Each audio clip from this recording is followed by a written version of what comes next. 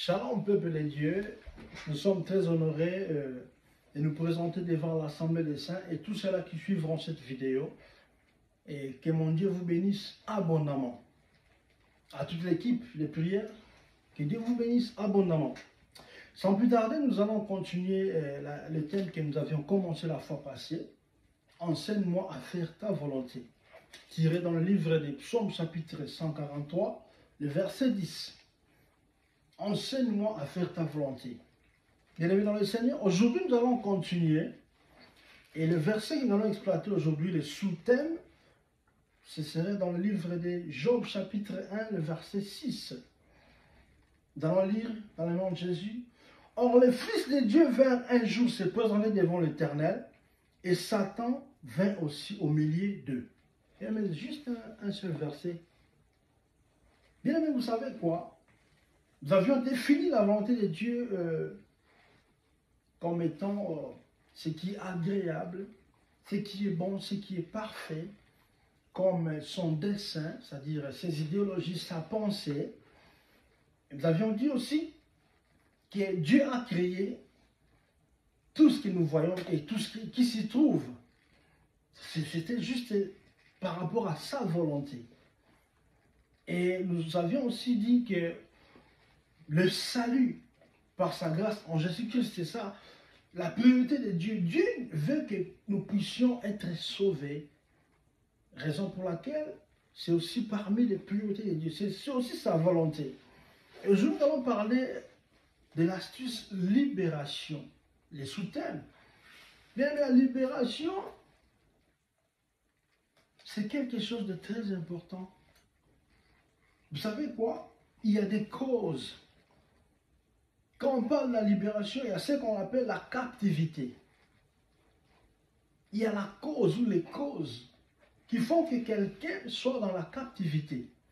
Il y a ce qu'on appelle les lois établies de la famille. C'est-à-dire nous sommes tous sortis d'une famille.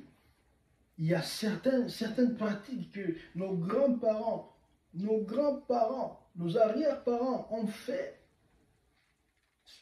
Ça a constitué ce qu'on appelle des lois établies. Il y a dans certaines familles, vous voyez, il y a des cas, ce qu'on appelle des maladies héréditaires, il y a des morts subites, il y a certaines choses qui se passent bizarres. Ça commence par une personne, ça touche la deuxième, la troisième. Ce sont des lois établies.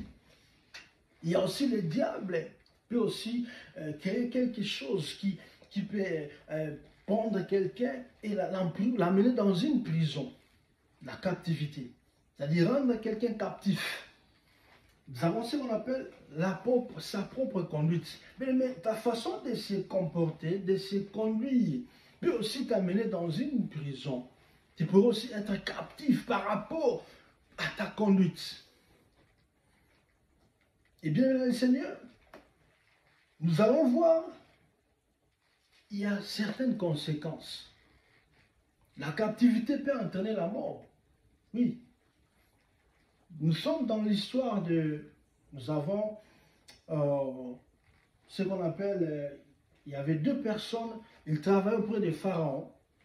Il y avait les chansons du roi, il y avait aussi le chef des panetiers. C'est-à-dire, c'était dans la prison, Joseph les a retrouvés dans la prison. Joseph a interprété ses songes. Et l'un était relevé par rapport à ses fonctions, et l'autre était pendu.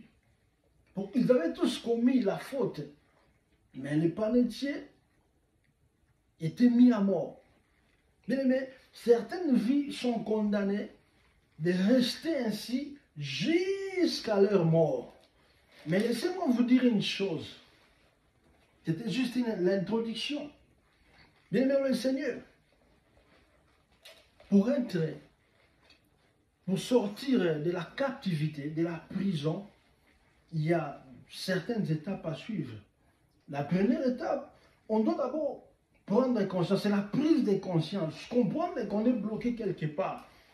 Un de mon domaine est bloqué. Comment sortir de cette prison-là? Et quand tu reconnais, maintenant tu dois te lever pour prendre une décision pour que tu puisses sortir de la prison. Bien, le Seigneur, par rapport au texte que nous avions lu,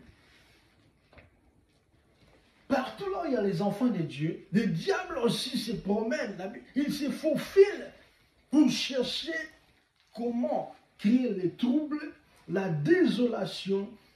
Il veut que les enfants de Dieu puissent rester la main sur la joue, c'est-à-dire, le bon c'est-à-dire dans la confusion, dans les troubles, dans les douleurs, dans les déceptions, dans la destruction, dans les pertes. C'est ce que le diable veut. Mais laissez-moi vous dire, le diable veut cela. Mais Dieu, dans sa volonté, selon Jean chapitre 10, le verset 10, la première partie est réservée au diable. Je vous lis rapidement, parce que nous allons avancer par la verset 2.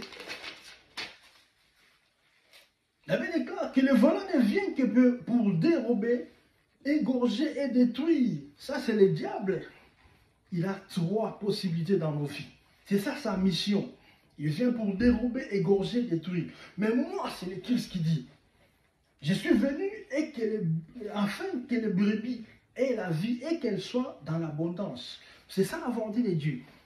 Le diable veut que nous puissions rester dans la captivité. Mais notre Seigneur veut que nous puissions vivre en paix. Nous puissions vivre une vie abondante. C'est ça la volonté de Dieu. Raison pour laquelle nous allons parler de la libération aujourd'hui. Est-ce que vous êtes là? Amen, amen, amen, amen. Bien aimé dans le Seigneur, le psalmiste l'a bien décrit. Nous sommes dans le livre des psaumes, chapitre 100, le verset 1 à 3. Nous allons lire. Le premier verset, il a dit, poussez vers l'Éternel les cris de joie. Vous, tous habitants de la terre. Donc Dieu veut que nous puissions les louer, nous puissions être dans la joie. La deuxième des choses, servez l'Éternel avec joie, venez avec allégresse en sa présence. Oh, Dieu veut que nous puissions le servir avec joie, avec allégresse. Dans ça, il a monté ma. C'est ce que Dieu veut. Nous puissions le louer. C'est ça le purpose dans la Bible, le but. Psaume chapitre 150, verset 6, que tout ce qui respire loue les noms de l'Éternel. Dieu veut que nous puissions le louer, l'adorer. C'est ça la volonté de Dieu. Dans la joie, le servir. Que nous puissions avoir une vie abondante. Pourquoi? Le verset 3, le psalmiste a dit, sachez que l'Éternel est Dieu, c'est lui qui nous a fait, et nous lui appartenons. Nous sommes son peuple et les troupeaux de son pâturage. Ok. Donc, nous sommes la marque déposée de Dieu. Comme les brebis, c'est-à-dire l'ensemble des brebis. Ça s'appelle les troupeaux. Donc, c'est lui qui est le maître du pâturage. Rappelez-vous du livre des psaumes, chapitre 23. La Bible déclare que l'Éternel est mon berger, je ne manquerai de rien. Notre Dieu est le berger, il est notre berger. Il veut que nous puissions rester dans son pâturage, qu'il puisse nous diriger, nous conduire vers les eaux paisibles, que nous puissions manger de l'herbe fraîche, de l'herbe verte, que nous puissions manger sa parole, que nous puissions rester dans sa présence. C'est ça la volonté de Dieu. Bien aimé, parce que nous sommes la marque déposée de Dieu, les diables ne veulent pas laisser les enfants de Dieu tranquilles. Amen, amen, amen, amen. Est-ce qu'on peut avancer? Bien aimé, c'est ça. Partout où il y a les enfants de Dieu, le diable ne veut pas les laisser vivre dans la tranquillité, dans la paix. Il veut que les enfants de Dieu vivent dans la déception, vivent dans les péchés, dans l'ignorance. C'est ça le diable, le purpose, c'est-à-dire la mission du diable. Pourquoi il fait ça? C'est parce qu'il veut toujours nous créer des pots de banane, c'est-à-dire des pièges, pour que nous puissions succomber, tomber dans la tentation, afin qu'il puisse aller nous accuser auprès du Père. Le diable s'appelle l'accusateur. C'est ce que le diable cherche dans la vie des enfants de Dieu. Bien, pendant que tu crains Dieu, pendant que tu marches dans la fidélité, pendant que tu sers Dieu dans les bons, le diable est toujours là. Il cherche comment te prendre, comment te dévier, comment te séparer de Dieu, de la présence, de la volonté de Dieu. C'est ce que le diable cherche. Raison pour laquelle il est écrit dans le livre de 1 Pierre chapitre 1, le verset 8. Pierre l'a bien souligné, il dit, soyez sobres, veillez. Votre adversaire, le diable, rôde comme un lion rugissant, cherchant qui il dévorera. Vous comprenez un peu? Comme la Bible nous a dit dans le livre de Job, chapitre 1, le verset 6. C'est-à-dire, pendant que les enfants de Dieu allaient se présenter, le diable aussi vint au milieu d'eux. C'est-à-dire, c'est comme un lion qui cherche, qu'il va dévorer. Il cherche. Si tu tombes, il te dévore. Il cherche une occasion, bien aimé, dans le Seigneur. Or, bien aimé, le diable est appelé adversaire, votre adversaire. Ok, comprenez un peu là. Votre adversaire. Nous sommes dans le livre de Genèse chapitre 3, verset 15. Dieu était en train de parler à la femme. Entre la femme et le diable. Il lui a dit, la descendance de la femme te dominera. Il te piétinera sur la tête. Bien aimé, la descendance de la femme, c'est que ce n'est pas la femme physique. C'est la femme spirituelle, c'est l'église. C'est-à-dire, Dieu est en train de parler de la semence du Christ. C'est-à-dire, tous ceux-là qui auront la semence du Christ, ils seront combattus par les diables. Amen, amen, amen. Le diable ne laissera pas tranquille les gens qui marcheront avec Christ, qui porteront l'image du Christ, qui porteront les œuvres du Christ en eux. C'est ça la descendance de la femme. C'est l'église qui égorge de racheter du Christ. C'est l'église qui égorge les enfants de Dieu. C'est dans Jean chapitre 1, verset 12. Ceux-là qui sont nés, pas selon la chair, mais selon l'esprit de Dieu, les enfants de Dieu. Bien-aimé dans le Seigneur, si tu as la semence du Christ, tu as le Saint-Esprit, tu marches avec Dieu, le diable sera toujours là à côté de toi pour chercher comment te faire couler, te faire tomber. Raison pour laquelle je vais lire rapidement dans le livre d'Apocalypse, chapitre 12, le verset 17. La Bible dit, et le dragon fut irrité contre la femme, et il s'en alla faire la guerre au reste de sa postérité, à ceux qui gardent les commandements de Dieu et qui ont le témoignage de Jésus. Bien aimé, c'est ça l'église. Les dragons, c'est toujours l'image du diable et de Satan. Il va chercher à faire la guerre à qui? À ceux-là qui vont continuer à garder les commandements de Dieu. Et qui auront le témoignage du Christ. Vous comprenez un peu? L'adversaire, votre adversaire. Raison pour laquelle on ne peut pas nous mettre ensemble avec le diable. Mais le diable ne peut pas se présenter comme quelqu'un qu'on voit dans des cinémas, dans des vidéos, dans des livres, quelqu'un avec les masséqués, quelqu'un avec un vilain. Non, le diable, ce n'est pas ce que les gens nous présentent. Bien le Seigneur, le diable, il s'est présenté pour accuser Job pendant que Dieu était en train de vanter son serviteur. C'est ce que le diable a fait. Il vanta, vous avez parcouru la terre, vous avez vu ma servante, vous avez vu mon frère, vous avez vu mon serviteur, vous avez vu Junior Osakoli. Bien maintenant le Seigneur, le diable nous vante. Mais ce qui est important, c'est quoi? C'est de rester dans la présence de Dieu. C'est de continuer à marcher dans l'intégrité. Vous allez voir, je vais illustrer un petit exemple par la grâce de Dieu. Je prends l'exemple de Joseph. Nous sommes dans Genèse chapitre 39, le verset 2 à 6. Je ne vais pas tout lire, mais je vais juste résumer. Il y avait des cas quand Potiphar a acheté Joseph entre les mains des Ismaélites. Joseph a commencé à vivre dans la maison de Potiphar. Il est écrit que Dieu était avec Joseph. Et Joseph marchait avec la prospérité. C'est-à-dire tout ce que Joseph touchait dans sa main prospérait. Je déclare à quelqu'un qui me suit en ce moment. Il est écrit dans le livre de Psaume chapitre 128, le verset 2. Que l'Éternel bénira le travail de tes mains. Que Dieu bénisse le travail de tes mains. Que tout ce que tu toucheras soit béni, soit prospéré dans le nom puissant de Jésus-Christ. Bien-aimé dans le Seigneur, il a compris cela, que Joseph a apporté la bénédiction dans sa maison. Il déclare qu'il lui a confié tout ce qui lui appartenait. Joseph était devenu administrateur dans la maison de Potiphar. Il a commencé à gérer les affaires de Potiphar. Bien-aimé dans le Seigneur, voit. Et en ce moment-là, la femme de Potiphar, ses yeux étaient sur Joseph. Joseph était beau de taille et de figure. Il était beau de taille et beau de figure. Comme on dit, un beau gosse, un beau gars. Mais il craignait Dieu.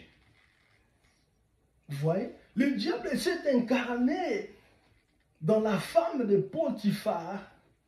Pendant que Joseph était dans la joie, il gérait les affaires de son maître. Le diable a utilisé sa femme. Elle a commencé à appeler Joseph, viens, couche avec moi, couche avec moi. Joseph, craignant Dieu, il lui a dit, je ne peux pas faire un tel sacrilège. Tout ce qui est ici, oui, mon maître m'a donné l'accès de toucher, de gérer, mais pas toi, excepté toi, parce que tu es la femme de mon maître, je ne peux pas oser toucher à toi, je ne peux pas coucher avec toi. Le verset 9, Genèse chapitre 39, verset 9, il est, comment ferais-je un aussi grand mal et pécherais-je contre Dieu? Donc Joseph avait compris, parce qu'il craignait Dieu, que le diable s'est incarné dans la femme de Potiphar pour le faire tomber. Je ne peux pas commettre ces sacrilèges, je ne peux pas pécher contre Dieu. Et la Bible déclare, un jour, Joseph était seul, il n'y avait personne dans la maison, et la femme de Potiphar a voulu prendre Joseph de force pour qu'ils puissent coucher ensemble. Joseph il a pris fuite. Et pendant qu'il fouillait, il est écrit que sa femme restait avec sa tunique. Elle s'était vraiment sentie humiliée. Et raison pour laquelle, mais elle a commencé à crier. Elle a crié. Vous voyez, il nous a amené un Hébreu qui a voulu jouer avec moi. Il a voulu jouer avec nous. Il a voulu m'abuser. S'abuser de moi. Joseph était innocent. Il a pris fuite. Quand Potiphar, son maître, a pris, il a écouté cela, il a pris ces nouvelles, eh bien, le cas qu'il était dans une colère ardente. Il n'a pas écouté Joseph directement, il a placé Joseph dans la prison. Mais il y a beaucoup de gens qui sont dans la prison à cause des injustices sociales. Il y a beaucoup de gens, leur vie, ils connaissent toujours des humiliations. Ce n'est pas parce qu'ils avaient commis des fautes, ils avaient fait des erreurs, mais c'est parce que le diable cherche comment détruire leur vie. Il y a beaucoup de gens, leurs mariages sont condamnés, leurs vies sont condamnées, leurs enfants sont condamnés, sont enterrés, emprisonnés. Ce n'est pas parce qu'ils ne craignent pas Dieu, non. C'est parce que le diable a voulu que leur vie soit ainsi. Bien, dans le Seigneur, vous allez comprendre une chose. Joseph est allé en prison, mais il était innocent. Il ne connaissait rien. Pourquoi, bien aimé? On a essayé un peu de parler des causes. Joseph avait une grande destinée. Bien aimé, j'annonce à quelqu'un, si tu as une grande destinée, parfois tu peux passer par certains combats. Le diable peut chercher à combattre ta destinée. Mais bien, mais ce n'est pas fini. Ce n'était pas fini pour Joseph. Pourquoi? Parce que la conséquence, c'est quoi? Si le diable continue à chercher ta vie comme un lion rugissant, chercher à te dévorer, si tu as une grande destinée, tu continues à marcher avec Dieu. Les conséquences, c'est quoi? Dieu va te délivrer. Il va te libérer. Pourquoi? Parce que tu as les promesses de Dieu et tu continues à marcher avec Dieu. Amen, amen, amen, amen. Est-ce qu'on peut continuer? Est-ce qu'on peut avancer? Joseph était mis dans la prison. Bien-aimé dans le Seigneur, vous allez comprendre une chose. Joseph devait rester dans la prison, mais parce qu'il avait les promesses de Dieu et il était innocent par rapport à sa marche avec Dieu, Dieu a utilisé les chansons du roi. J'avais introduit cela quand j'ai commencé. Les chansons, c'est-à-dire quelqu'un qui servait le vin, du vin au roi. Il avait commis une faute. Il était accompagné avec le chef des panetiers. C'est-à-dire, quand on dit panetier, il y a le pain. C'est-à-dire, c'est lui qui est chargé de la nourriture du pain. Bien-aimés dans le Seigneur, ils ont eu un rêve tous les deux. Pendant qu'ils ont eu un rêve, Joseph a eu la possibilité d'interpréter le rêve. Et c'était les chansons qui étaient sorties vainqueurs. Le Seigneur l'a relevé et il a trouvé grâce auprès de Pharaon. Et ce jour-là, il a été élevé, il a repris ses fonctions. Et or, les panetiers étaient pendus. Et il déclare que quand Pharaon avait eu le rêve à 2 reprises, il a appelé ses magiciens, personne ne pourrait l'interpréter. Les chansons s'est rappelé de Joseph. Il a dit, oh roi, je connais quelqu'un dans la prison. Il a interprété nos rêves et c'était réalisé de la sorte. Est-ce qu'on peut faire appel à lui? Et cette chanson, c'est par lui que Joseph fut sorti de la prison. Bien, le Seigneur, vous comprenez un peu que dans le domaine de la libération, nous avons l'onction de libérer la vie des gens qui sont dans la captivité. Mais c'est un processus. Je vous ai expliqué. Spirituellement, il faut que la personne qui est dans la captivité puisse prendre conscience de son état.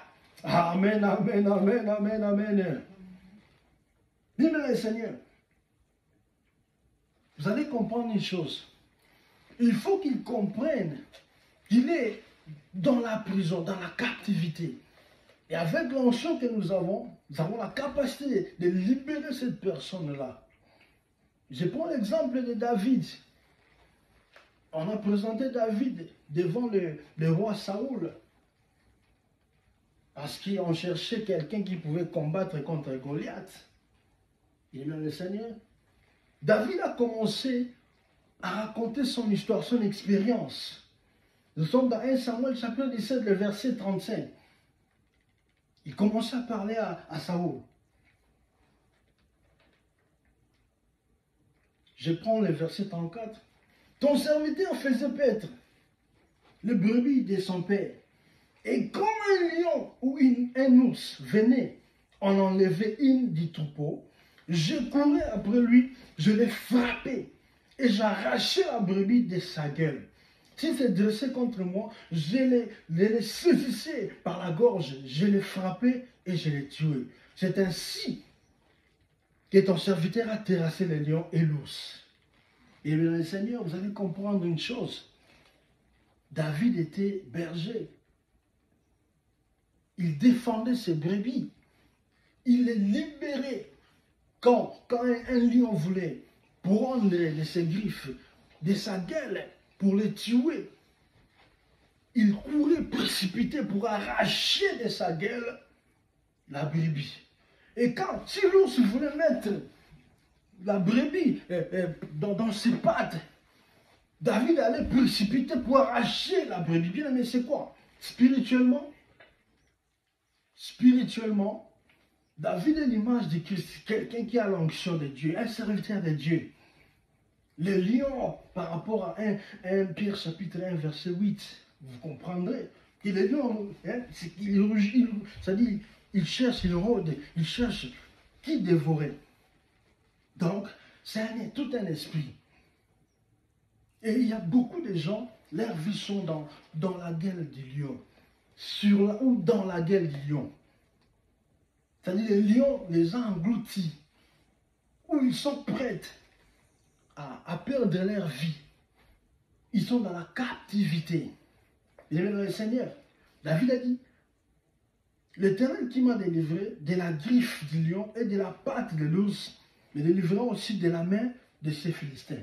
C'est-à-dire quelqu'un qui est délivré a aussi la capacité de délivrer d'autres personnes.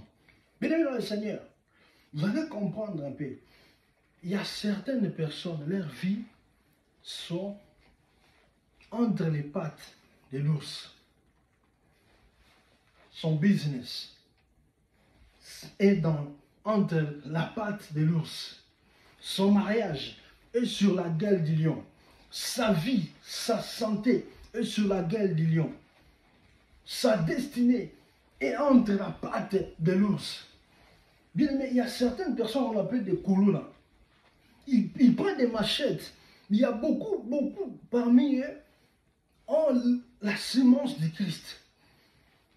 Mais ça dit, quand on a l'onction, on peut les arracher dans cette vie et remplacer la parole de Dieu par la machette. C'est-à-dire on remplace, on arrache la machette, on remplace la Bible, la parole de Dieu. Il faut commencer à prêcher les gens et les gens vont se convertir. Il y a beaucoup de gens, de femmes qui font la prostitution. Si vous entrez, vous parlez avec elles, vous allez comprendre qu'elle ne fait pas ce métier, c'est parce qu'elle aime ce métier. Mais c'est tout un esprit, elle est bloquée, elle est sur la gueule du lion. Mais on peut aussi l'arracher, ce sont des âmes de Dieu. Je me souviens bien aimé de la femme samaritaine. Elle n'avait pas un mari fixe. Tantôt elle a ceci, tantôt elle vit avec. Mais quand elle a rencontré Jésus, le prophète par excellence, Jésus l'a délivré, l'eau vive. Quand elle a délivré, elle a arraché de cette vie-là. Elle a jeté sa calebasse, c'est-à-dire, elle a pris d'abord conscience de son état, elle a suivi Jésus-Christ, Jésus l'a délivré, et ce jour-là, elle a commencé à amener aussi les gens pour écouter la parole de Dieu. Bien, bien, Seigneur, je voulais annoncer à quelqu'un qu'il y a des histoires. Le monde spirituel a plusieurs stratégies. Et vous allez comprendre. Nous avons l'onction par rapport à Luc chapitre 4, verset 18. Jésus dit, l'Esprit du Seigneur est sur moi, parce qu'il m'a oint pour annoncer une bonne nouvelle aux pauvres. Il m'a envoyé pour guérir ceux qui ont le cœur brisé, pour proclamer aux captifs la délivrance et aux aveugles le recouvrement de la vie, pour renvoyer les libres, les opprimés. L'onction, le Saint-Esprit.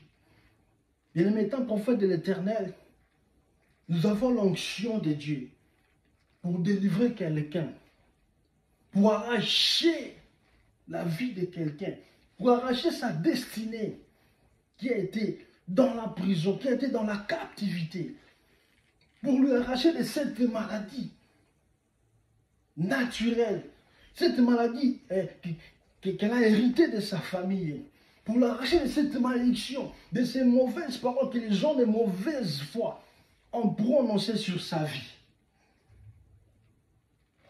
Il doit d'abord comprendre son état. Nous avons l'onction, par nos prières, d'arracher beaucoup de vies qui sont dans la captivité. Bien aimé, c'est la dimension de la libération. La dimension de la libération, nous avons la force de guérir toutes les maladies. J'ai dit toutes les maladies. Il est écrit que notre Dieu délivre, il guérit de toutes maladies. Bien aimé, aucun cas ne serait impossible avec notre Dieu. Je voulais annoncer à quelqu'un ce soir. Il est écrit dans le livre de Jean, chapitre 8, verset 36, que si donc le Fils vous a franchi, vous serez réellement libre. C'est-à-dire, celui qui est dans la captivité doit comprendre d'abord qu'il y a un Christ, qu'il y a un Jésus qui existe. La première étape, il doit d'abord comprendre, accepter Jésus. Ça, ce sont des cas exceptionnels. C'est-à-dire, tu ne marches pas avec Dieu, mais ta vie dans la prison. Pour que tu puisses quitter cette prison, tu dois d'abord être affranchi par Jésus. Et c'est par là que ta délivrance va commencer. Quand l'homme de Dieu viendra pour prier pour toi, quand on va procéder à ta délivrance, et on va t'arracher de cette vie-là. Pourquoi? Parce que tu marches avec Dieu. J'ai un témoignage pour terminer aujourd'hui. C'est vers les années 2014. Vers le mois de décembre. Nous avions commencé une église par un groupe de prière. Pendant qu'on priait, les soirs, j'ai eu un rêve. Je me suis retrouvé dans une maison, ligoté, et j'étais placé sur comment on appelle, une chaise longue, ligoté. Il y a des gens que je connaissais, le Seigneur m'a montré les figures de toutes les personnes qui étaient là. Ils étaient en train de faire la réunion. Comment nous allons tuer Junior Moussakoli? Comment nous allons procéder? Et j'ai vu les maîtres qui dirigeaient la réunion. Alors, qu'est-ce qui se passe? Je me suis réveillé,